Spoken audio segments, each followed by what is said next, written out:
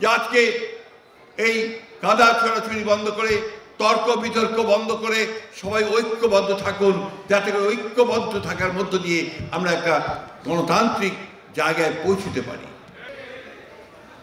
আমি আজকে যে কথাটা বলতে চাই যে আজকে আমাদের বাংলাদেশের যে পরিবর্তন হয়েছে, যে ফ্যাসিস্ট শেখ হাসিনাকে যে বাংলাদেশের ছাত্র জনতার অভ্যুত্থানের মধ্য দিয়ে যে তাড়িয়ে দেওয়া হয়েছে এবং নতুন একটা সুযোগ সৃষ্টি হয়েছে বাংলাদেশকে নতুন করে গড়ে তুলবার, বাংলাদেশকে একটা গণতান্ত্রিক রাষ্ট্র হিসেবে গড়ে তুলবার, সমৃদ্ধ রাষ্ট্র হিসেবে গড়ে তুলবার, সেই সুযোগকে আজকে আবার ধ্বংস করে দেওয়ার চক্রান্ত চলছে।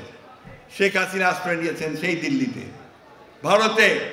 সেখান থেকে তিনি চক্রান্ত করছেন, পরিকল্পনা করছেন যে কি করে এই গণ অভ্যুত্থানের এই বিজয়ের সমস্ত ফলাফলকে নস্যাৎ করে দেওয়া যায়। সেখান থেকে চক্রান্ত করছেন যে বাংলাদেশে কি করে আবার নৈরাজ্য সৃষ্টি করা যায়, একটা অস্থিতিশীল অবস্থা সৃষ্টি করা যায়। তারই চক্রান্ত আমরা দেখছি আজকে বিভিন্নভাবে বিভিন্ন পক্ষ থেকে একটা অস্থির অবস্থা সৃষ্টি করা হচ্ছে। আমি একটা কথা বলেই শেষ করব যে এই সরকার অন্তর্বর্তীকালীন সরকার এবং ছাত্র জনতার বিপ্লবের মধ্য দিয়ে আসা একটি সরকার। প্রায় 2000 ছাত্র জনতার রক্তের উপর দিয়ে এই সরকার গঠিত হয়েছে।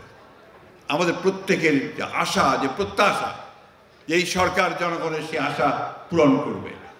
এবং আমরা বারবার করে কথা বলছি বলে আসছি যে দেশে গণতান্ত্রিক ব্যবস্থা প্রতিষ্ঠা না করলে কোনো মতেই আমরা একটা স্থিতিশীল অবস্থা পাবো না।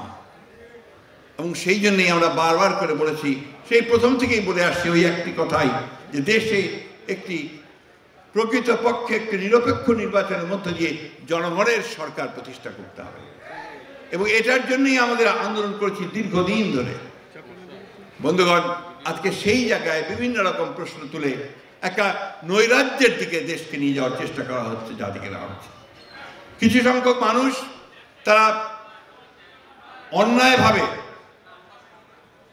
দেশের মানুষকে তারা আজকে বিক্ষুব্ধ করে তোলার চেষ্টা করছেন, বিভিন্নভাবে সবাইকে রাস্তায় নিয়ে আসার জড়ো করার চেষ্টা করছেন এবং সেই একইভাবে একই কায়দায় দেশে একটা নৈরাজ্য, একটা এনার্কি সৃষ্টি করার চেষ্টা করছেন। এটা কোনো মতেই বাংলাদেশের স্বাধীনতার জন্য শুভ নয়, এটা কোনো মতেই বাংলাদেশের গণতন্ত্রের জন্য শুভ নয়, এটা কোনোদিনই বাংলাদেশের স্থিতিশীলতার জন্য শুভ নয়। আজকে আমি অনুরোধ করব আমাদের বাংলাদেশ জাতীয়তাবাদী দলে যারা রাজনীতিতে যারা বিশ্বাস করেন, যারা শহীদ জিয়ার আদর্শে বিশ্বাস করেন, যারা দেশনেত্রী বেগম খালেদা জিয়ার আদর্শে বিশ্বাস করেন, তারেক রহমানের নেতৃত্বে বিশ্বাস করেন, আপনারা ধৈর্য ধরবেন, আপনারা সবাই ঐক্যবদ্ধ থাকবেন।